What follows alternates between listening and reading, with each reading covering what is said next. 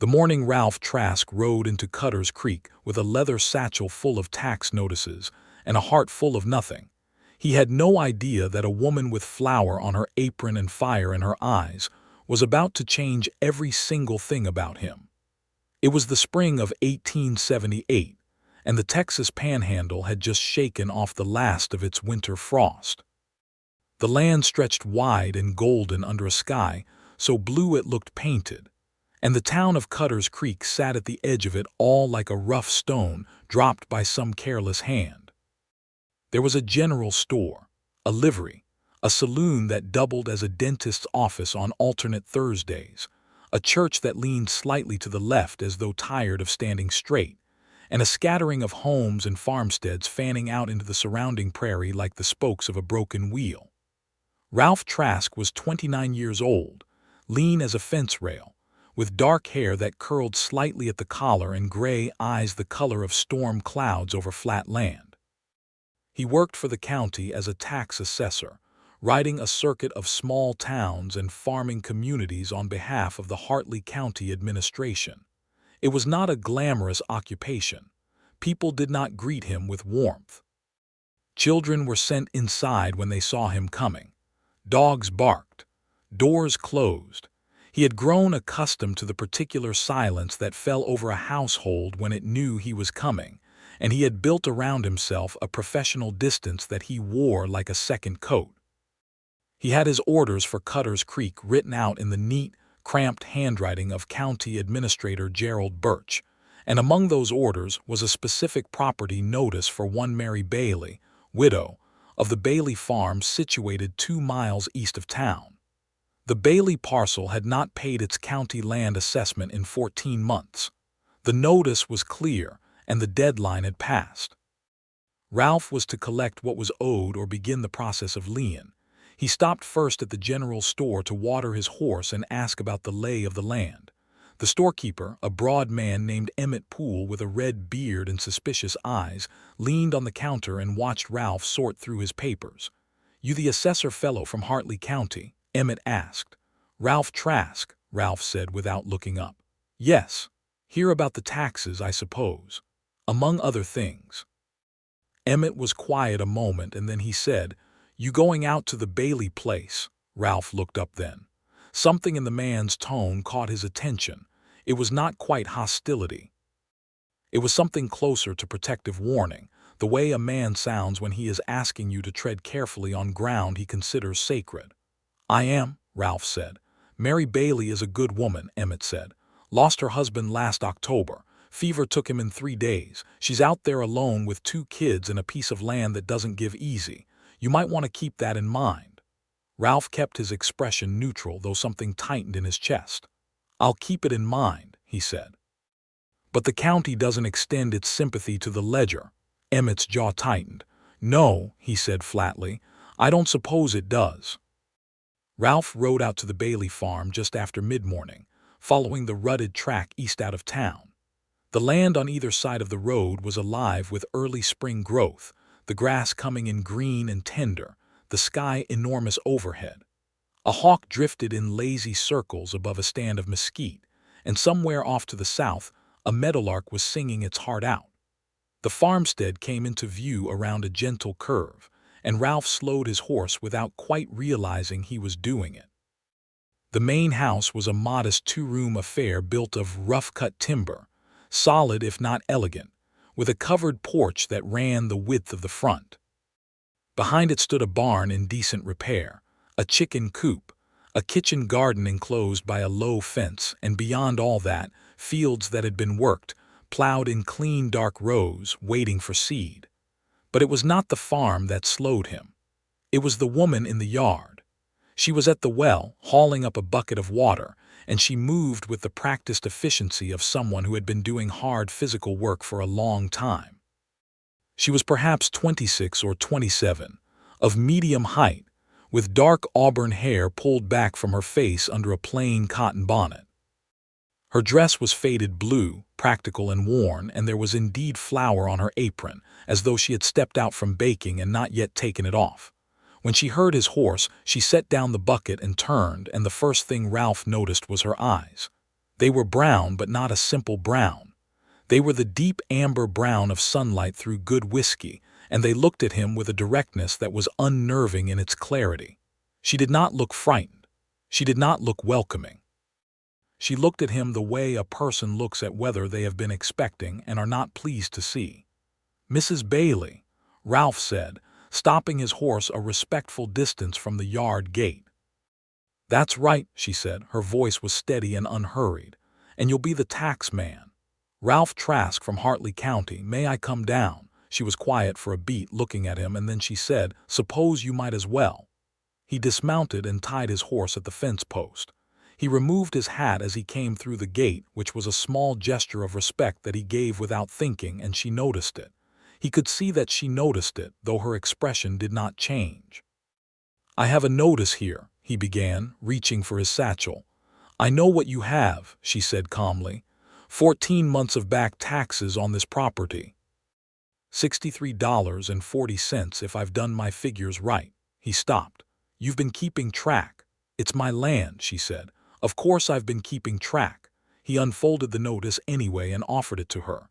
She took it without drama and read it through with the careful attention of someone who was not going to be caught uninformed, and then she folded it and held it in both hands. "I don't have $63, she said plainly. "Not all of it at once. I have $11 saved. The spring crop isn't in yet.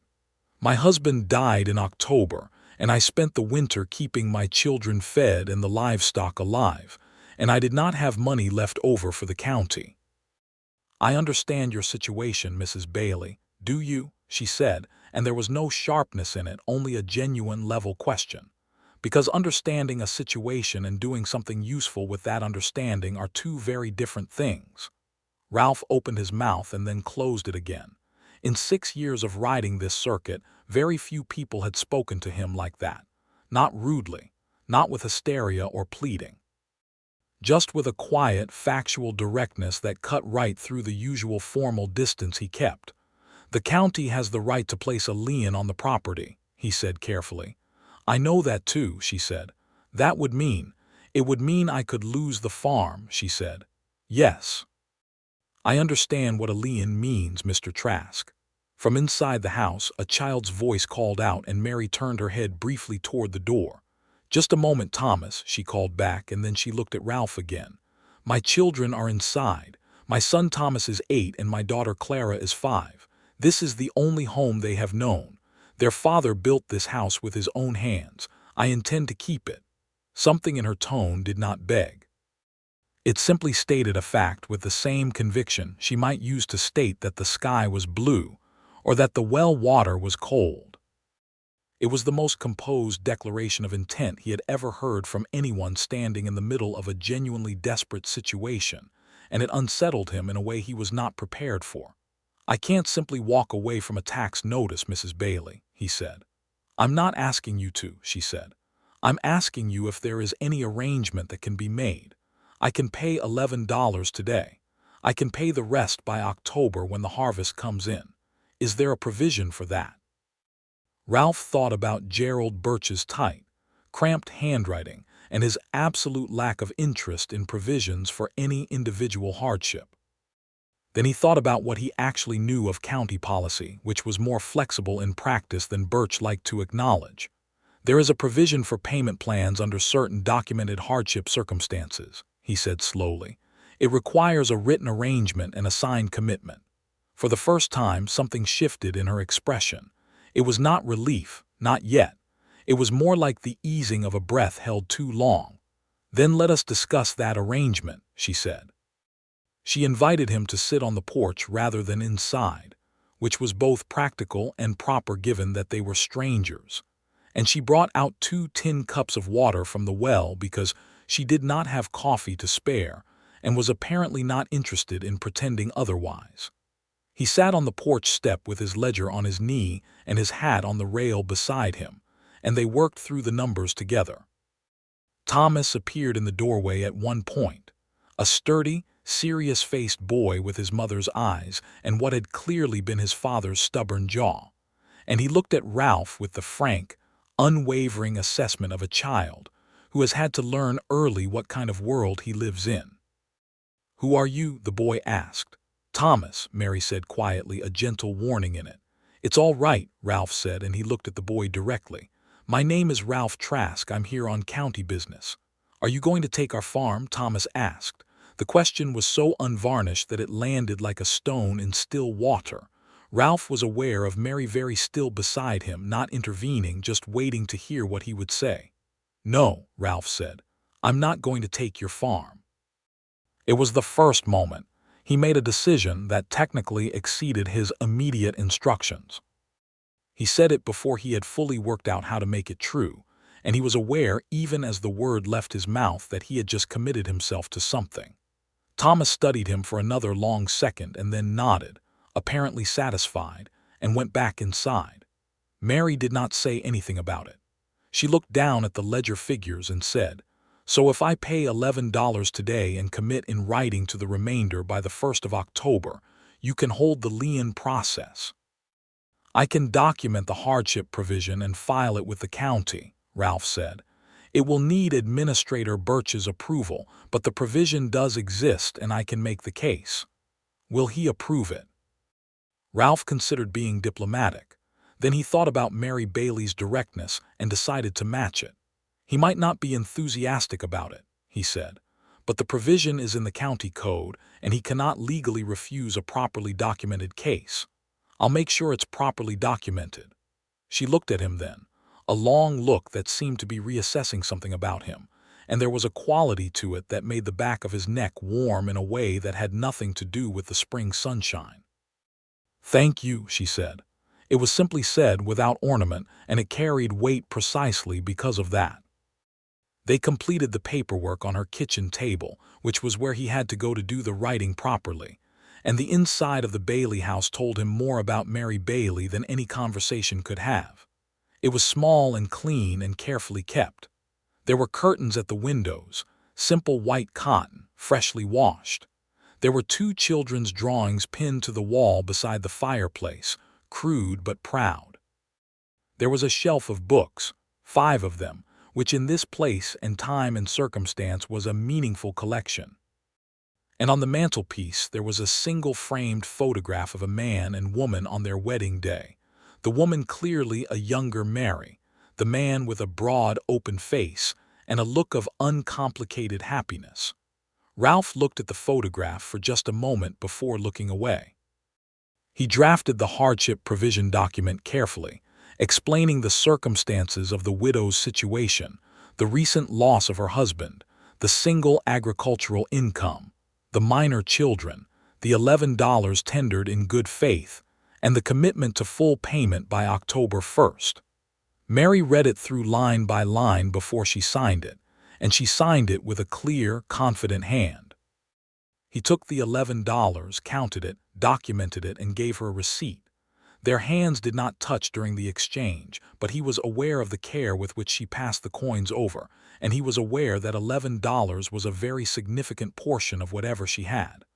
"I'll file this in Hartley on Monday," he said, standing to leave. "Will you let me know the outcome?" she asked. "I'll send word through the general store," he said. "Poole will get it to you." She walked him to the gate, which was a courtesy she did not have to extend, and he untied his horse and turned it before he mounted. He looked back at her once, standing at the fence with the spring sky enormous behind her, the bonnet pushed back slightly from her face, and she was watching him go with that same level, clear-eyed directness she seemed to give to everything. He tipped his hat and rode away. He thought about her for the entire 2-hour ride back to Hartley County. He told himself he was thinking about the paperwork and whether Birch would be difficult about it. He told himself he was thinking about the practical logistics of the case. He thought about her amber eyes and the way she had said, "It is my land, of course I have been keeping track," and he knew he was lying to himself, though he was sufficiently practiced at the professional distance to do it convincingly for a while. Gerald Birch was, as predicted, unenthusiastic. "Trask," he said, reading the document over the rim of his spectacles with the expression of a man who has bitten into something sour, "you are aware that extending these provisions creates a precedent." "It doesn't create a precedent," Ralph said. The provision already exists. I'm applying it to a documented hardship case exactly as the county code allows. Every farmer between here and the Caprock will claim hardship if we start accepting these. The provision requires documentation of specific circumstances, Ralph said patiently. A widow with 2 children and a 14-month loss beginning from the date of her husband's death from fever is not a manufactured hardship, sir. It is a straightforward case that the provision was written for. Birch made a sound through his nose. He looked at the document again. He set it down on his desk. He picked up his pen, held it, and then signed it in the grudging way of a man who knows he has been correctly outmaneuvered. "See that she pays on time in October," he said. "I will," Ralph said. He sent word to Mary through Emmett Poole the following week, a brief written note stating that the hardship provision had been approved, and her account was in good standing pending the October payment. He phrased it in the formal language of county correspondence, which was the appropriate way to communicate with a taxpayer, and he did not add anything personal to it, which was also appropriate. He thought about her for another 2 weeks. He rode back to Cutter's Creek in mid-April on unrelated county business, an assessment of new property filings on the north end of the territory. He told himself there was no reason to go by the Bailey farm. He had completed his business there. The matter was settled pending October. There was no professional reason to visit. He was at the Bailey farm by 2 in the afternoon. He brought a reason with him, which was a copy of the approved provision document that Mary was technically entitled to have for her own records, and that he had somehow not delivered with the original paperwork. This was not entirely manufactured. She was entitled to it. He had simply had more than sufficient opportunity to deliver it by mail through Emmett Poole, and had not done so. She was in the kitchen garden when he arrived, on her knees in the black earth between rows of early beans, her bonnet on the fence post and her hair coming loose from its pins in the spring wind. She heard his horse and looked up, and he noticed that she was not displeased to see him, which was both a surprise and a warmth he carried in his chest without examining it too closely.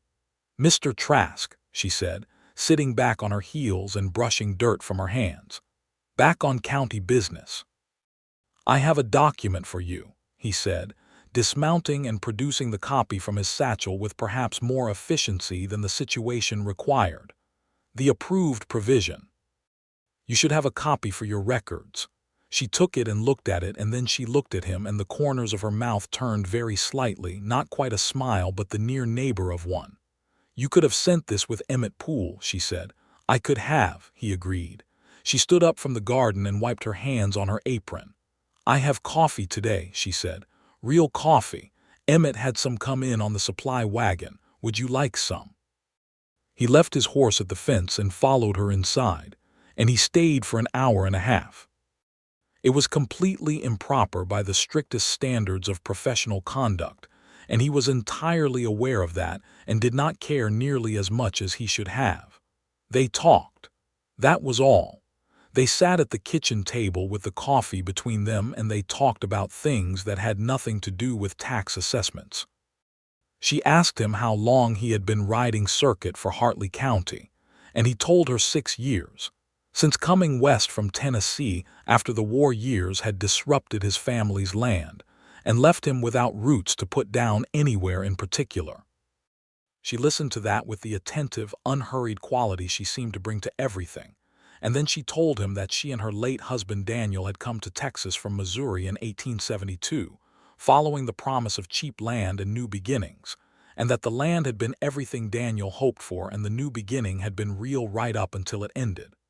He was a good man, she said, and it was a simple statement without performance, a true thing said plainly. Not perfect, but good. He loved this land and he loved his children. That's a complete life, I think, even if it was shorter than it should have been. "Do you find it very hard?" Ralph asked, "managing everything alone?" She considered the question seriously rather than deflecting it. "Some days are harder than others," she said. "The physical work is difficult, but I've always been capable of hard work. What's harder is the weight of every decision.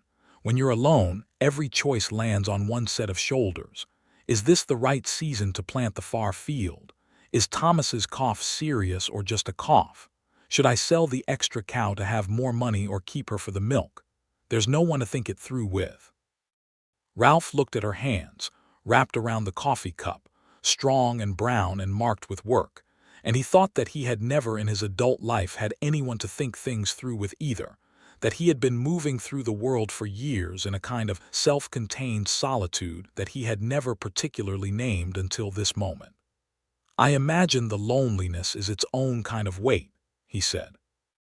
She looked at him with those amber eyes, and something in them shifted, just slightly, into a territory that was more personal than either of them had been intending, and they both felt it, and both looked away at the same time, and for a moment the only sound was the wind outside and Thomas's boots on the floor above them.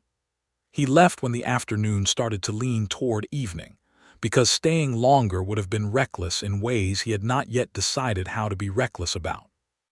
He rode back toward Hartley County in the long golden light, and somewhere in the first mile he realized that he was smiling, which was something his face apparently still knew how to do even after long disuse. He came back 2 weeks after that, then again 2 weeks after that, each time with some thin professional justification, a question about the acreage measurement, a need to verify the property boundary description. She accepted each justification without comment or mockery, which he understood to mean she was willing to let them both maintain the fiction while the real thing underneath it grew in its own time. On his fourth visit, in mid-May, he arrived to find the farm in a state of minor crisis. The plow horse, a big Roman-nosed gelding named George, had cast a shoe and come up lame, and Mary had been trying to assess the damage herself with the horse standing reluctant in the yard, and Thomas holding the lead rope with the white-knuckled determination of a boy who does not want anyone to see that he is frightened. Ralph swung down without being asked, handed his reins to Clara, who accepted them with 5-year-old gravity, and went to George's head. He talked to the horse quietly, the low, steady voice of someone who had been around horses his whole life, and George settled, and Ralph worked his way to the lame leg and examined it carefully. "The frog's bruised," he said, looking up at Mary, who was standing with her arms folded not in defensiveness, but in the way of someone conserving warmth against a cold wind that only they can feel. "No break. He needs a few days' rest and a poultice. Has he been kept off the field?" "Since yesterday afternoon when he started favoring it," she said. "But I need to finish plowing the south field before next week or the planting window is gone." Ralph thought about his schedule. He had 2 more farm calls tomorrow, routine assessments, and then nothing until Monday when he had to be back in Hartley. "I can plow the south field tomorrow," he said. The silence that fell was not empty. It was full of several things at once. Mary looked at him with an expression that was doing careful work, measuring something that had to do with pride and practicality, and something deeper that she was not ready to name yet. "That's not your obligation, Mr. Trask," she said carefully. "No," he agreed, "but you need the field plowed and I have a horse and 2 good arms and tomorrow morning is open." Thomas was looking between them with the intensity of a child following a conversation he partially understands and desperately wants to have a good outcome. "I'll be honest with you," Ralph said. He was aware that this was crossing a line of professional distance that he had already substantially crossed, but the line was so far behind him at this point that continuing to look back at it seemed absurd. "I've been looking for reasons to come out here, and they've been getting thinner. So I'd rather just be direct about it and say that I'd like to help if you'll let me, and let the rest of it sort itself out as it will." Mary was very still for a moment. Then she said, "Thomas, go check on the hens." Thomas, to his credit, did not argue, but he looked back twice on his way to the chicken coop. Mary looked at Ralph for a long time in the afternoon light, with the open sky behind him and George standing patient and warm between them, and she said, "I'll make supper." Which was how Ralph Trask came to eat supper at the Bailey kitchen table that evening, and came back the next morning with the sunrise to plow the south field. and how the whole thing between them shifted from a formal professional arrangement into something that neither of them had language for yet, but that both of them were living inside of with increasing certainty. He plowed through the morning, the big dark earth turning in clean furrows behind him, and Mary brought him water at mid-morning, and they stood in the field together looking at the work, and she said, "You plow a straight line." "My grandfather taught me," he said.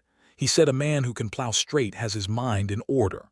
"Was your grandfather a wise man?" "Sometimes," Ralph said. "Other times he was just a stubborn old man who thought a lot of things about plowing that he turned into philosophy." She laughed, and it was the first time he had heard her laugh, a genuine unguarded sound that came from somewhere real and warm, and it did something to him that he felt in his chest and his throat and behind his eyes all at once, and he thought, there it is.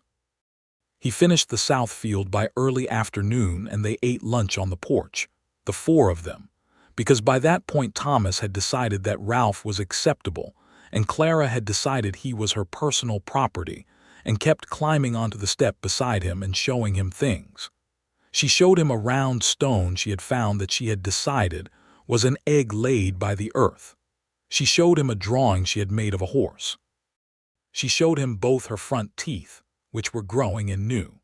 He received each offering with the seriousness it deserved, and he was aware of Mary watching this from across the porch with an expression that was soft around the edges in a way she probably did not know was visible.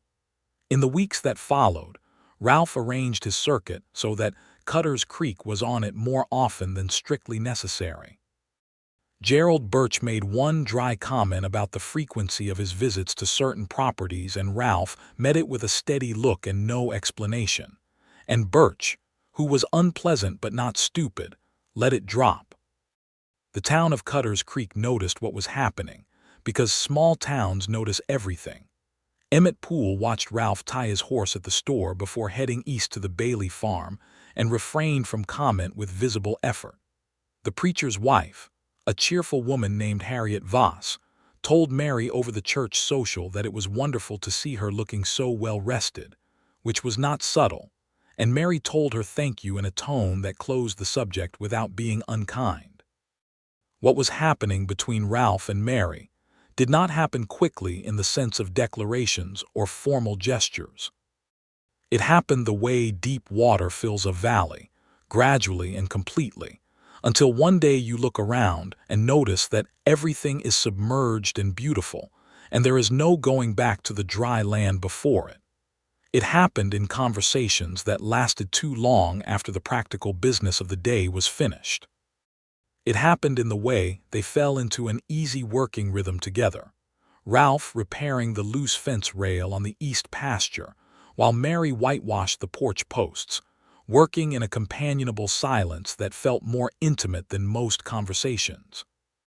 It happened in the way Thomas began saving up questions about horses and farming to ask Ralph specifically, and in the way Clara climbed into Ralph's lap one evening without asking, as though she had calculated that the permission would be granted and simply skipped the formality. It happened in the evenings when the children were in bed and Mary and Ralph sat on the porch in the blue summer dark, close enough that their shoulders nearly touched, talking quietly about everything and nothing. She told him about growing up in a farming family in Missouri, the third of 5 children, the one who had always read books when she should have been sleeping and asked too many questions when she should have been obedient. He told her about Tennessee after the war, the way the landscape of his childhood had looked after years of conflict had passed over it, and how he had pointed himself west one morning on the logic that west was the direction where things hadn't happened yet. One evening in late June, she asked him what he wanted, not from the county or from the work, but in the larger sense. He had not been asked that question in so long that it took him a moment to determine that he had an answer. "Something that lasts," he said. "Something I've built that will still be standing when I'm gone. I've been moving for 6 years, Mrs. Bailey, and I'm tired of it in ways that take a long time to admit." She was quiet for a moment. The night insects were singing in the grass and the stars were enormous over the flat land. "My name is Mary," she said. "I think you've earned the right to use it by now." He looked at her in the dark, her profile against the faint glow from the kitchen window, and he said, "Mary." She turned to look at him, and they were very close. And what happened next was something they had been arriving at for 3 months of careful, honest, incremental steps. He reached up and touched her face with the back of his fingers, just barely, the lightest possible contact, a question rather than a statement, and she reached up and covered his hand with hers and held it there against her cheek. They stayed like that for a long moment, and then she lowered both their hands and held his hand in her lap, and they sat together in the warm dark without speaking, and it was the most significant conversation Ralph had ever been part of. There were practical complications, as there always are when two people who live in the real world try to build something together. The first was Ralph's circuit work, which required him to be in Hartley County more often than he was currently managing.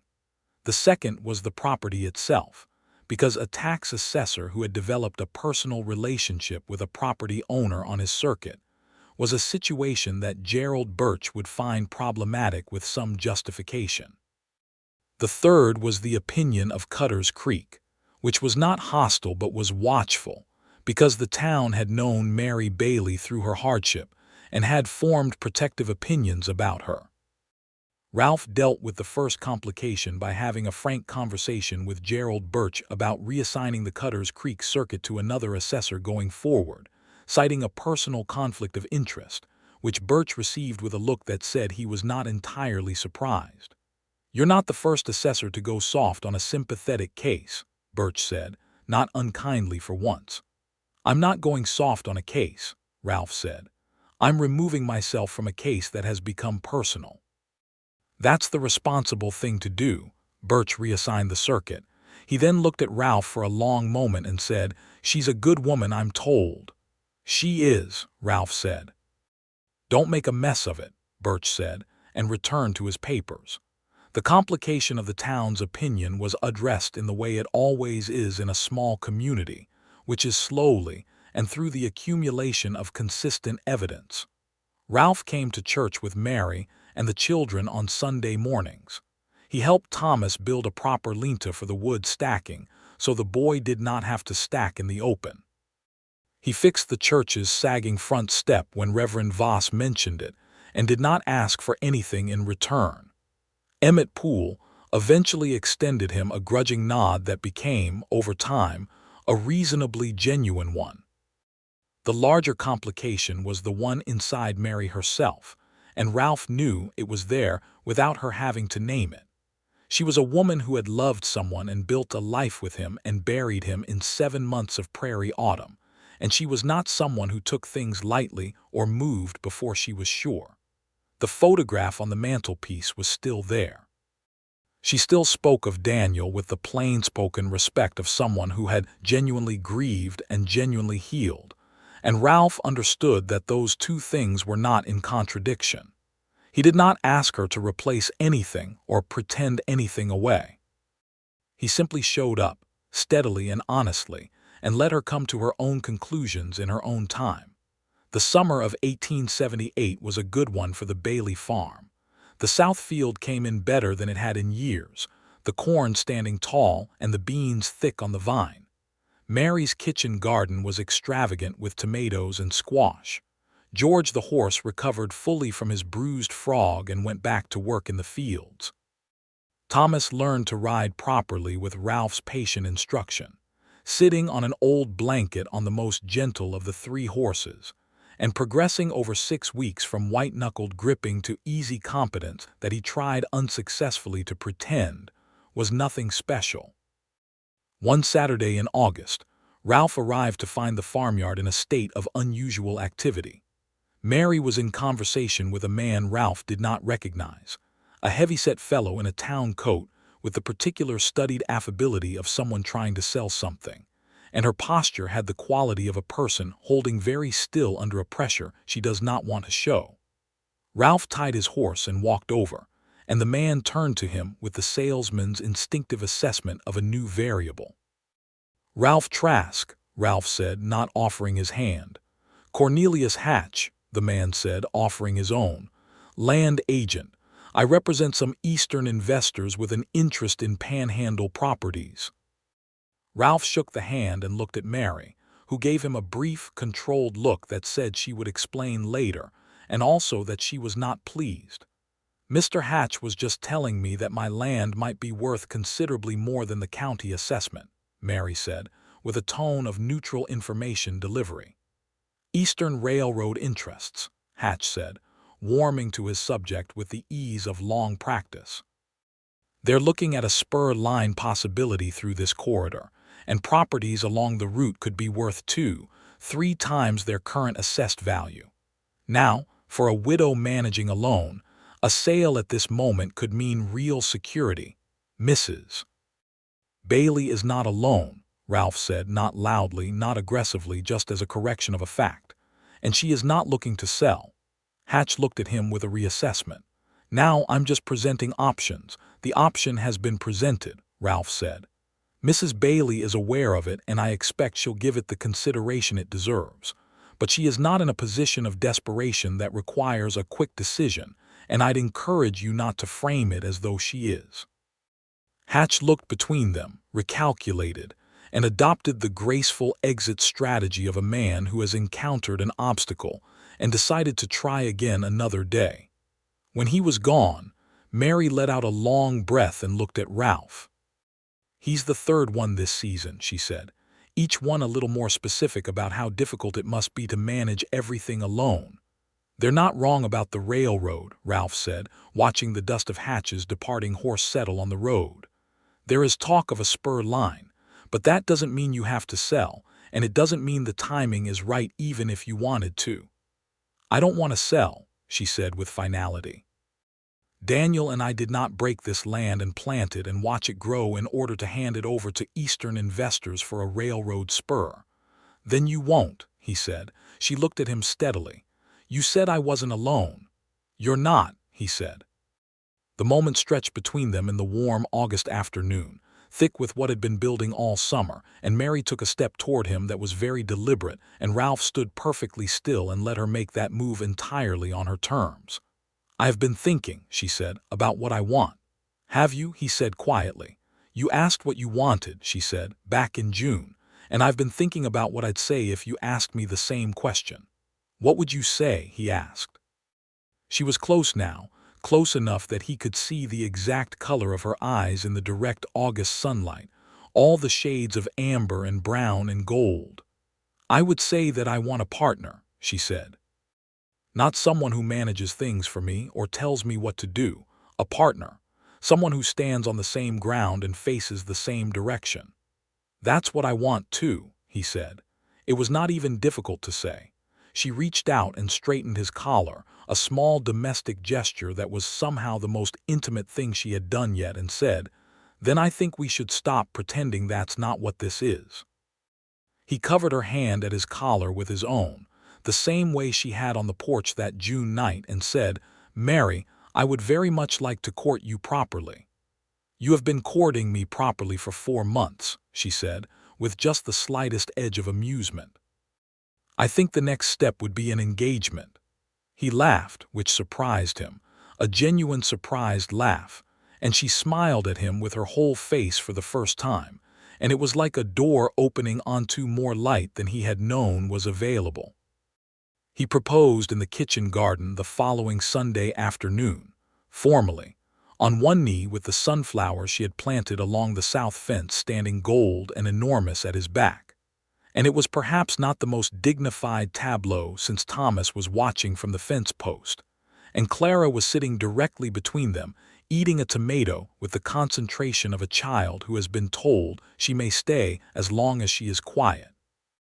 But Mary said yes with her hands on his face and tears in her eyes that were the uncomplicated kind that come from happiness rather than sorrow, and it was exactly right. The news traveled through Cutter's Creek with the speed that only small-town news achieves. By the following morning, Emmett Poole knew, and by noon the preacher's wife Harriet Voss had already begun discussing flowers with Mary, and by evening virtually everyone in a 10-mile radius had formed an opinion about it. The opinions were, on balance, warm. The people of Cutter's Creek had watched Ralph Trask plow Mary Bailey's field and fix the church step and teach Thomas to ride, and they had drawn their conclusions. There was, as might be expected, one notable dissent. A man named Caldwell Fletcher, who owned the property neighboring the Bailey farm to the north, and who had made his own less forthright and less welcome overtures to Mary in the months following Daniel's death, showed up at the general store the week after the engagement and made certain remarks to Emmett Poole about tax men who confused their professional duties with personal opportunities. Emmett Poole, who had a long memory and a short tolerance for people speaking ill of those he decided to like, told Fletcher that Ralph Trask had removed himself from the Bailey tax circuit the moment things became personal, which was the behavior of an honest man, and that Fletcher might want to direct his observations somewhere more interested in hearing them. Fletcher left without purchasing anything and did not return to the store for 2 weeks, which was punishment only to himself since Emmett Poole's store was the only general store within 12 miles. The wedding was planned for October, which had the practical advantage of aligning with the harvest. Mary wanted it small, real, and outside, and Ralph wanted whatever Mary wanted. Reverend Voss performed the ceremony on the first Saturday of October in the yard in front of the Bailey farmhouse, in the golden October light, with the whole town in attendance because no one had wanted to miss it. Mary wore a dress that had been her mother's, brought west from Missouri and kept in a cedar chest, deep blue with white trim, and she wore her hair down with flowers in it that Clara had chosen with tremendous seriousness. Thomas walked her to the place where Ralph was standing, because she had asked him if he would, and the boy had accepted with a gravity that made every adult in attendance swallow hard. Ralph stood in the yard in his best dark coat, which Emmett Poole had helped him press the previous evening, and when he saw Mary come around the corner of the house with Thomas, the afternoon light full on her face and the October air lifting the loose edges of her hair, he felt something settle in him so completely and permanently that he understood he had been waiting for exactly this his entire life without knowing what he was waiting for. Reverend Voss spoke the words, and they said their own to each other, simple and direct because neither of them had any use for elaborate performance. Ralph said, "I promise to be the partner you described, and to face the same direction on the same ground for all the days I have." Mary said, "I promise to let you, which is the harder half of that bargain." There was quiet laughter from the gathered crowd, and Reverend Voss pronounced them married, and Ralph kissed his wife in the October sunlight while Thomas nodded with evident satisfaction, and Clara cheered. Emmett Poole had contributed a magnificent spread for the celebration afterward, tables set up in the yard with more food than the town had produced collectively in recent memory. There was music from 2 fiddle players and a man with a harmonica, and dancing in the flattened grass until the stars were fully out, and the evening had turned crisp with October. Late in the evening, when the crowd had thinned and the children were asleep inside and the last of the dancing had quieted, Ralph and Mary sat together on the porch steps with the October night around them, her head against his shoulder and his arm around her, and he thought he had never in his life been so specifically, deliberately, fully at rest. "What are you thinking?" she asked. "I'm thinking that 6 months ago I rode out here with a tax notice and no expectations," he said, "and now I can't imagine any version of my life that does not include this porch and these stars and you right here." She turned her head to look up at him. "You paid our taxes," she said. "Did you know that?" "I've been meaning to tell you." He looked at her. "What do you mean?" "When the October payment came due, the amount I owed," she said, "there was a letter from the county office saying the debt had been satisfied in full, anonymous settlement. Emmett Poole swore he didn't know anything about it. Harriet Voss swore the same, but the handwriting on the county notation looked very much like yours." Ralph was quiet for a moment. "That was county business," he said carefully. "Ralph," she said, "did you pay my taxes?" He looked at the stars for a moment. "I had some savings," he said. I'd been riding circuit for 6 years and living cheaply, and I had money I didn't need. And I thought, what is money for if not for something that matters? She was very still beside him. You were still a stranger to me when you filed that provision, she said. You did it before any of this. Not exactly a stranger, he said. I'd known you about 40 minutes and you'd already made me uncertain of every assumption I'd arrived with. That felt meaningful. She was quiet for a long time, and then she turned fully toward him and took his face in her hands the way she had at the engagement, looking at him with those amber eyes that he had spent half a year learning the depths of. And she said, I am going to spend a very long time paying you back for that. There's no debt between us, he said. Good, she said. Then I'll just do it out of love. He kissed her in the October night, on the porch of the house they now both called home, with the stars blazing overhead and the land stretching wide and dark around them, and it felt like the truest thing he had ever done. Ralph moved his few possessions out to the Bailey farm and formally took up residence in the house that Daniel Bailey had built.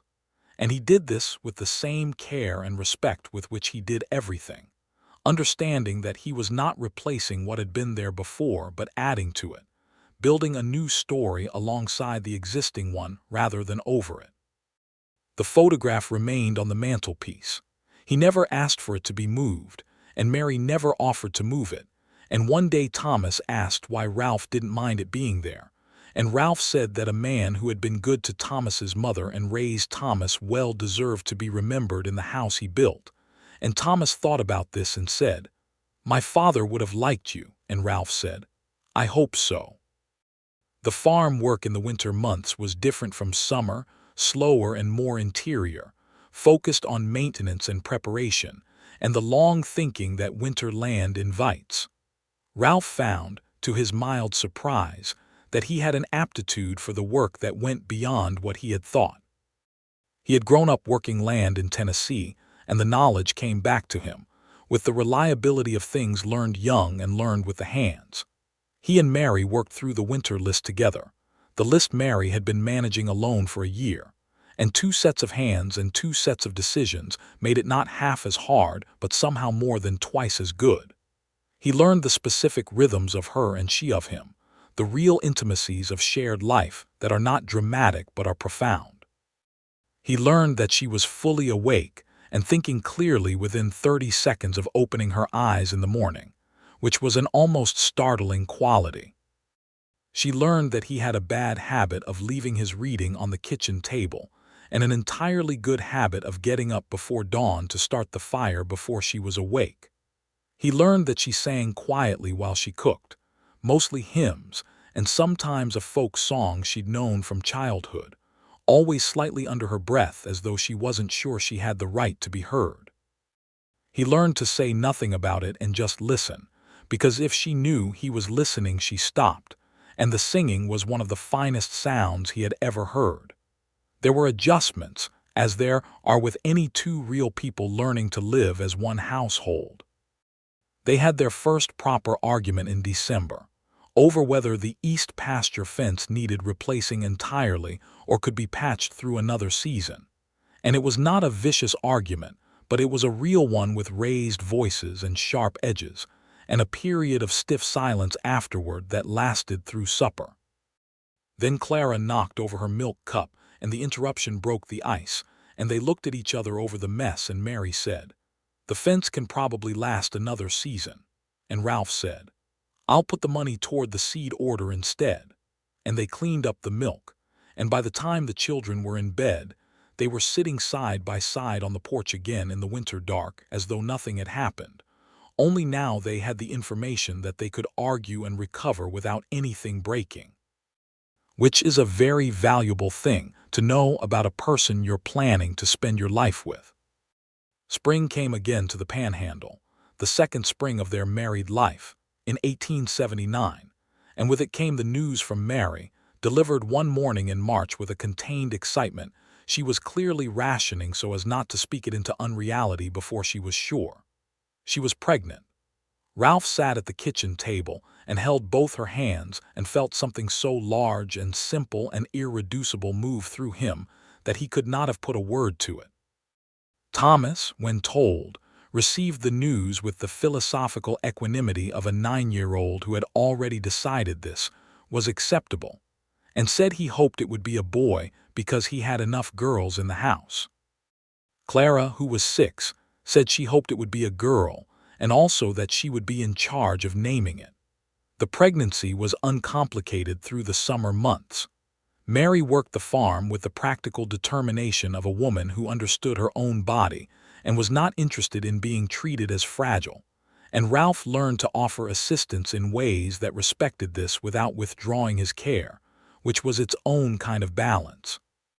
They hired a young man from town named Bert Cooper to help with the heavier field work through the harvest season, a cheerful 16-year-old who was fascinated by Ralph's stories of the circuit and was learning to take on real responsibility. The harvest of 1879 was the best the Bailey farm had produced in 5 years.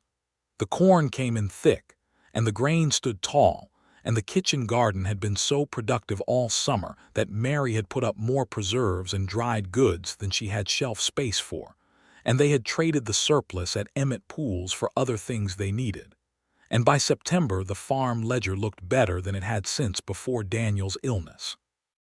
On the 15th of October, 1879, exactly 1 year and 2 weeks after their wedding, Mary gave birth to a son.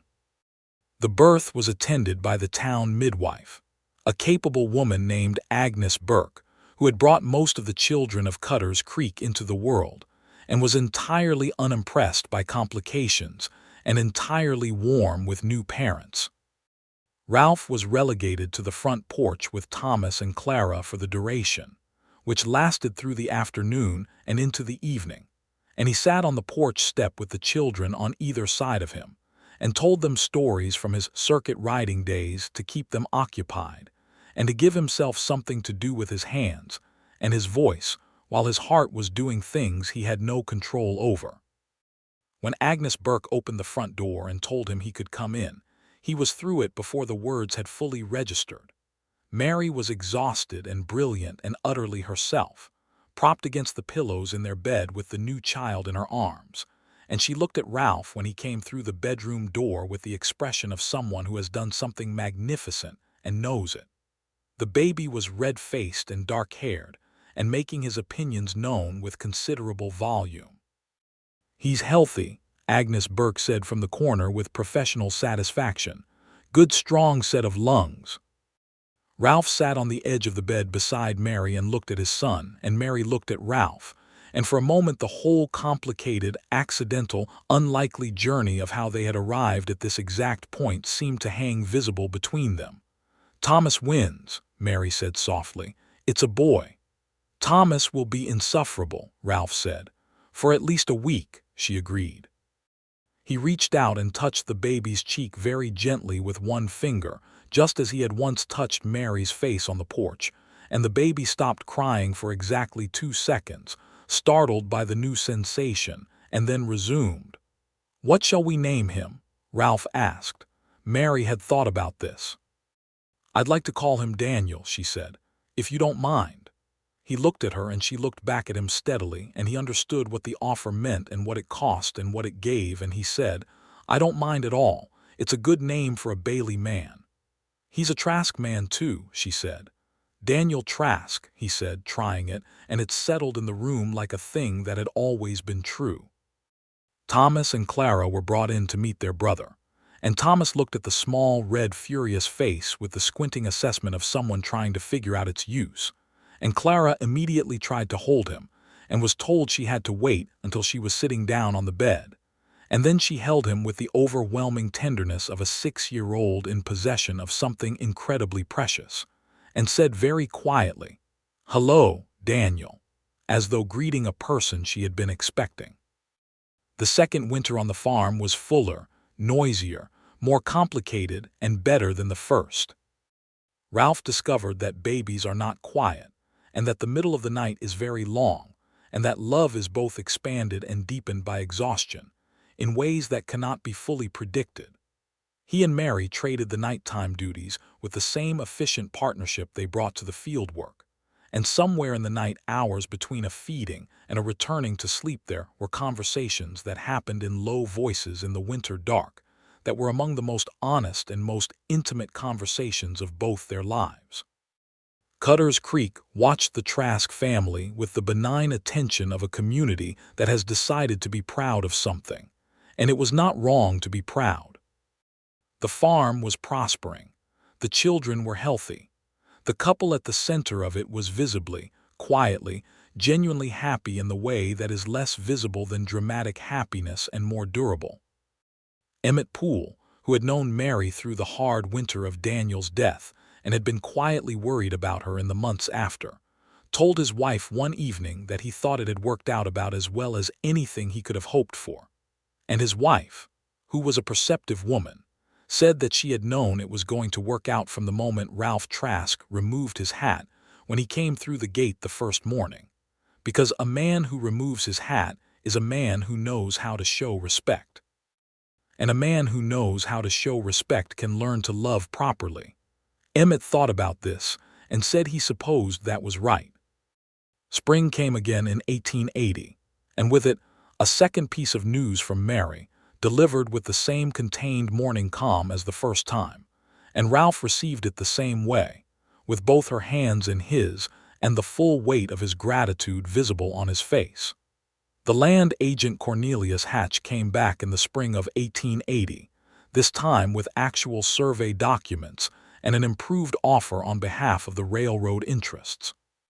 He arrived on a Tuesday morning to find Ralph in the yard splitting firewood and Mary on the porch, reviewing her seed account book, and he made his pitch with the polished efficiency of someone who has done his homework. Ralph set down the splitting maul and listened to the full offer without interruption, which is something a man can afford to do when he is entirely certain of his answer.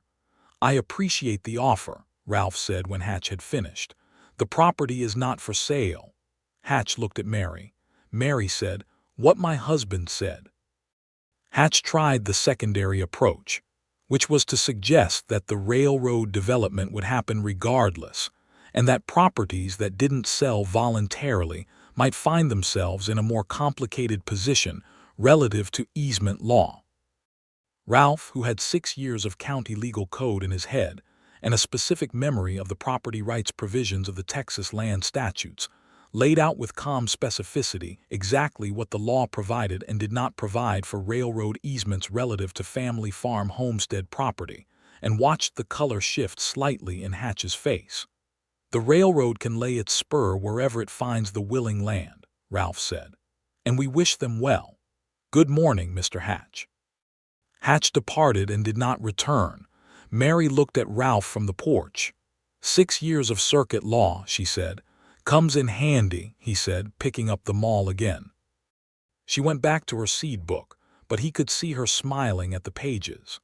Summer 1880 brought a drought that threatened the whole region, the kind of dry, hot months that the Panhandle could produce with the cheerful indifference of the plains, and the farm had to adapt. Ralph and Bert Cooper, who was now working regularly for them, dug an extended irrigation channel from the creek that ran along the south boundary of the property, using a design that Ralph had seen described in a farming almanac, and that Mary had improved upon with practical modifications based on where she knew the ground lay flat. The channel worked well enough to save most of the corn, though the sorghum was partial, and the garden required hand-watering every other day through July. It was hard going, and there were evenings that summer when both Ralph and Mary were too tired to do much more than sit together on the porch until they were ready to sleep. And they did not always talk, but they were together, and that was its own kind of sustenance.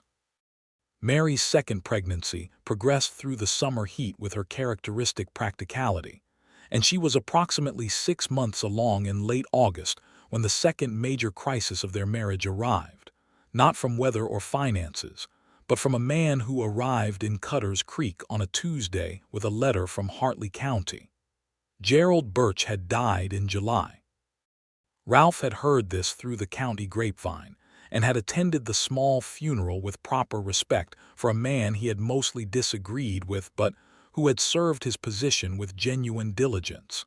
The new county administrator was a man named Weston Cross, and he had opinions. The letter was not addressed to Ralph. It was addressed to Mary Trask at the Bailey Farm property, and it was a formal notice that the county was conducting a reassessment of all properties in the circuit, and that the new assessment for the Bailey parcel was being significantly revised upward based on potential railroad corridor value, raising the annual tax burden by nearly 300%. Mary set the letter down on the kitchen table with a controlled quietness that was more alarming than shouting. 300%, she said.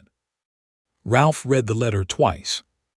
He was aware of the careful, deliberate way she was holding herself, the way she had held herself that first morning at the gate when he had ridden up with his original notice. This is a county administrator using a speculative railroad valuation to inflate assessments, Ralph said, thinking it through aloud. There is a specific provision in the Texas Land Code that requires comparable sale evidence, not speculative future value, as the basis for assessment. Can they do this? She asked. They are doing it, he said. Whether they can do it legally is a different question. He spent the rest of the day writing. He pulled every legal reference he had in his memory and in the books on his shelf: the Texas land statutes, the county assessment code, the federal homestead provisions that overlapped with the property's original filing, and he built a formal legal response that laid out in careful, methodical, footnoted detail exactly why the new assessment was improper under existing law. Then he rode to Hartley County the following morning. Weston Cross was a younger man than Birch, well-dressed in the Eastern manner, with the kind of certainty that comes from having decided early that he was right about most things. He received Ralph in his office with the barely concealed impatience of someone who considers the visit a formality. Ralph placed the response document on Cross's desk and said, "The assessment of the Trask property in Cutter's Creek is legally invalid for the following reasons," and then presented each point in sequence with the calm precision of a man who has been thinking about nothing else for 24 hours. Cross's expression shifted through several stages, from impatience to dismissal to something approaching actual attention, as he began to understand that the man across his desk knew the law more thoroughly than he did. "This would require a review," Cross said finally. "I'm requesting a formal review," Ralph said, "under Article 14 of the County Assessment Code. I'm also requesting that the assessment be suspended pending that review as the code provides." Cross looked at the document. He looked at Ralph. He picked up his pen and made a notation. "Filed for review," he said. "The assessment is suspended pending resolution." Ralph rode back to Cutter's Creek in the long afternoon light, and when he came through the farm gate, Mary was at the well and turned when she heard him, and the question was in her face. "Suspended pending formal review," he said. "We'll receive a determination within 30 days. She came across the yard to him and he swung down from the horse, and she put both her arms around him and held on with the full force of someone who has been very still and very controlled all day and has the right to be done with that now, and he held her back with the same intention, the two of them standing in the yard in the late summer light. "You are formidable," she said into his shoulder. 6 years of county code," he said again. "I'm going to have Emmett Poole order you a proper law book for Christmas," she said. He laughed and held her. The formal review came back in 22 days, with a finding that the assessment had been improperly calculated using speculative future value rather than documented comparable sales, and the original assessment figure was reinstated. Weston Cross sent the determination letter with the neutral tone of an administrator who has been correctly overruled and has the good professional sense not to make an additional grievance of it. Mary held the letter for a long time, and then she folded it and put it with the other county documents in the cedar box she kept under the bed, which was where she kept everything important. October came again, their second October married, and the second child arrived on a crisp Thursday afternoon with Agnes Burke in attendance and Ralph on the porch again with Thomas, who was 10, and had decided that the waiting was something to be endured stoically, and Clara, who was 7 and had already decided she was going to be a midwife when she grew up. The baby was a girl. Mary named her Rose, because the roses on the south fence had still been blooming when October came, which she took as a good sign. Rose was a quieter baby than Daniel had been, observational from the beginning, looking at the world with enormous dark eyes as though she was cataloging it. Clara was entirely vindicated in having hoped for a girl, and was an entirely competent helper within approximately 1 week. Thomas took the news of a second sibling with the philosophical resignation of someone who has accepted that they are becoming a minority in their own household. The years settled into their shape, not without difficulty, because nothing worthwhile is without difficulty, but with the solid accumulated quality of a life that has been built rather than fallen into. Ralph formally took on the Bailey name for the farm in the county records, recording it as the Bailey Trask Farm, which he did not discuss with Mary beforehand, but which she discovered when she received the updated land title and looked at him across the breakfast table with an expression that said she was going to feel about it however she was going to feel about it before she said anything. What she said was, "That's right."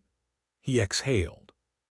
Daniel grew from the red-faced urgency of infancy into a sturdy, determined boy with his mother's directness and Ralph's habit of quiet thought before speaking. By the time he was 3, he was following Ralph around the farmyard with the single-mindedness of a small person who has identified where the important things happen. Rose, at 2, had not yet decided what her primary interest was, but was currently dividing her attention between the chicken coop, which she visited daily to check on the hens with a proprietary air, and the bookshelf, from which she would regularly remove volumes to carry around in both arms. In the summer of 1882, the town of Cutter's Creek organized its first proper harvest festival, the kind of community celebration that requires a town to have reached a certain critical mass of stability and shared history, and the Trask family was at the center of it, not because Ralph or Mary sought any such thing, but because the community had decided that was where they should be. Mary organized the food tables with Harriet Voss, and Ralph helped build the platform for the musicians, and Thomas won the horse race for boys under 12 by a margin that made him insufferable for several days, and Clara spent the entire afternoon at Agnes Burke's side learning things about herbs and medicine that would, in the years to come, form the foundation of a genuine skill, and Daniel ate more pie than was advisable and fell asleep under the food table at 7 in the evening. And Rose sat on Ralph's shoulders for most of the dancing, from which position she could see everything and was entirely satisfied. At some point in the evening, when the dancing was at its height and the fiddles were bright and the air was warm and full of light and laughter, Ralph found himself standing at the edge of the celebration with Mary beside him, watching the community they had both, by very different roads, come to belong to. "Do you remember the first morning?" she asked. He looked at her. She was 30 or 31 now, and the years had not aged her so much as deepened her, given more weight to the quality she'd always had, that combination of clarity and warmth that had stopped him in his tracks in the yard 4 years ago. "Entirely," he said. "You came with a tax notice and a professional expression," she said, "and you had the most uncertain eyes I had ever seen on a man trying to appear certain." "I was certain," he said. "You were not," she said. "Not about any of it." He thought about it. "I was certain about the provision," he said. "I was not certain about anything else." "And now?" she asked. He looked at his children, Thomas growing into a young man with his father's stubbornness, and his mother's eyes and a future as wide as the panhandle sky. Clara deep in conversation with Agnes Burke about things that mattered, Daniel asleep in Mary's arms where she had retrieved him from under the table with the ease of someone carrying something precious, Rose asleep on a blanket near the platform. He looked at the town that had become real to him, Emmett Poole dancing badly with his wife, Reverend Voss clapping to the music with the enthusiasm of a man who has been waiting all year for permission to be joyful. Bert Cooper, grown up enough now to be dancing with a girl from the north end of the county with the terrified hope of a young man at the beginning of something. He looked at Mary. "Now I am certain about all of it," he said. She leaned against him, her shoulder against his, Daniel tucked between them, the music bright and the stars coming out over the panhandle, and he put his arm around her and they stood together in the warm Texas evening, which was what they had agreed to do, face the same direction on the same ground, for all the days they had. There were more days, as it happened, than either of them could have imagined that first morning at the gate. The farm prospered through the years, the Bailey Trask farm that became something of a landmark along the eastern road out of Cutter's Creek, its fields reliably productive, and its management known through the county as sound and honest. The railroad spur did eventually come through, not quite as close as Hatch had suggested, but near enough to make the drive to town faster and the access to wider markets easier. And Mary was characteristically unsentimental about saying she was glad the decision to keep the land had been made on principle and not on speculation, because it would have been uncomfortable to have been right about the railroad and right about the land in exactly the same moment. Thomas, at 16, had his father's height and his mother's disposition toward hard questions and could plow a straighter line than either of his parents, which he mentioned whenever the subject came up. Clara, at 13, had developed into a genuinely skilled herbalist under Agnes Burke's guidance and had begun keeping a journal of plant remedies that Agnes said was already more comprehensive than anything she had when she was starting out.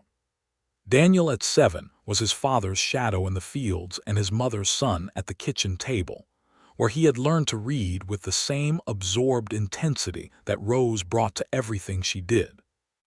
Rose, at 6, had decided that her primary interest was horses and had to be periodically retrieved from the barn, where she could otherwise be found at any hour of the day, conducting what she apparently considered essential inspections. In the October of 1883, 5 years after their wedding, Ralph Trask stood on the porch of the Bailey Trask farm in the late afternoon and watched the sun set over the panhandle land, the same enormous sky and wide golden light that had been here before him and would be here after him. And he thought about a man who had ridden out this road with a tax notice and no particular expectations, and about everything that had been built in the intervening years, not just the physical things. The repaired barn and the extended fields and the irrigation channel and the second room added to the house, but the larger structure, the one made of days and conversations and trust and seasons and children, and decisions made together on ground they both knew was theirs.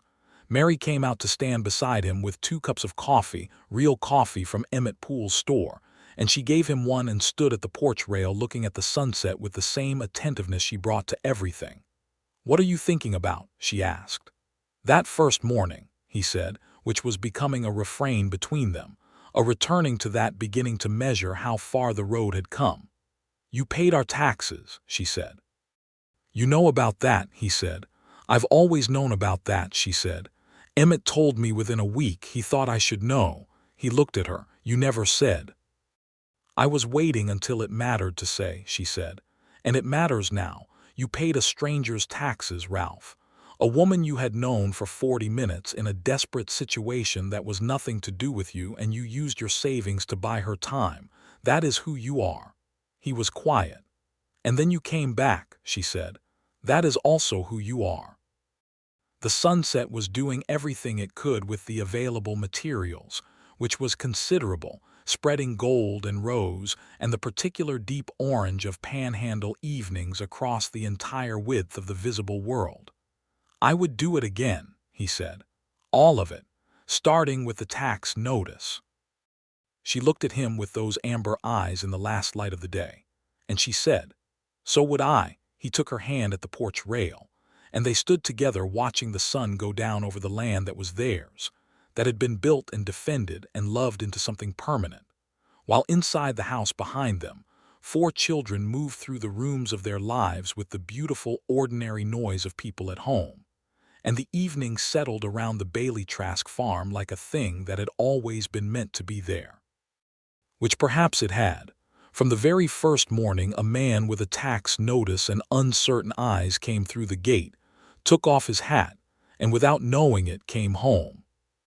The years ahead would bring what years always bring, harder seasons and easier ones. A late frost that cost them the peach trees they had planted along the north fence, and a summer 2 years on that brought the best grain harvest in the county's recorded history. Thomas would grow into a man who bought land to the south and farmed it with a seriousness that made Ralph quietly proud every time he thought about it. Clara would eventually hang her own shingle in Cutter's Creek as the town's first resident healer, with Agnes Burke's blessing and a knowledge of plant medicine that served the community for decades. Daniel would go to school in Amarillo when the school opened and come back with ideas about irrigation and modern agriculture that he and Ralph would argue about productively for years. Rose would keep her horses always and marry a rancher from the North County at 21 and bring her first child, a boy, to visit the Bailey Trask farm on a Sunday in spring. And Mary would hold the baby on the same porch where so many of the important moments of her life had taken place, and look at Ralph, and he would look back at her, and the whole long, faithful shape of what they had made would be between them in that look, everything said and nothing needing to be added. But that was all ahead. This evening, in October of 1883, on the porch in the last of the day's light, they stood together with the coffee growing cold in their hands, and the stars beginning to appear above the panhandle and the house alive behind them with the sounds of their family. And they were simply there, both of them exactly where they had chosen to be, on the same ground, facing the same direction, with everything that mattered all around them and the long good life still running forward. Open and wide and full of more days than they could see, which is exactly how it should be.